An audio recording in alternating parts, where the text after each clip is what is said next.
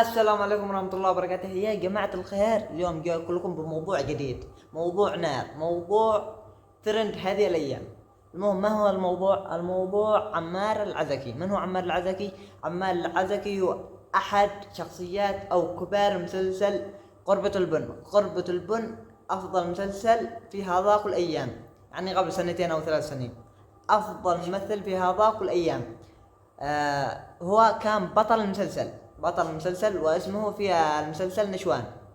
المهم يا جماعة الخير، هذا الممثل ممثل رائع وفنان، يعني فنان صوته جميل جدا. المهم يا جماعة الخير، قبل جمع الشهور شارك في برنامج نجوم الغد، أو في برنامج آخر، المهم ليختبر صوته، يعني في برنامج قناة. شارك في برنامج قناة، فيعني فاز في هذا البرنامج، أو وصل إلى مراحل متطورة في هذا البرنامج، وحصل على الكثير من المعجبين وكثير من المشاهدين، فاشتهر أكثر من اللازم. المهم يا جماعة الخير، بعد هذاك البرنامج غاب فترة عن مواقع التواصل الاجتماعي أو عن السوشيال ميديا. غاب فترة، بعدها عاد من جديد. بيش عاد في مقطع يرقص مع راقصات، يعني يغني ويرقص مع راقصات لابسات مستترات من فوق طلق، من فوق وجههن، يعني شعرهن ظاهر.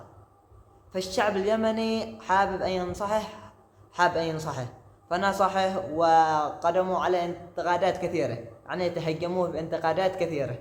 فعندما انتقدوه اختفى عن الساحة قليلا، ثم عاد في الصدمة الكبرى وجاء بما خلف الكواليس. ظهر في مقطع جديد بعد المقطع الأول، يعني نزل المقطع الأول نساء لابسات من فوق طلق، يعني من فوق ظهر شعرهن. المهم يا جماعة الخير، لا يليق في الشعب اليمني.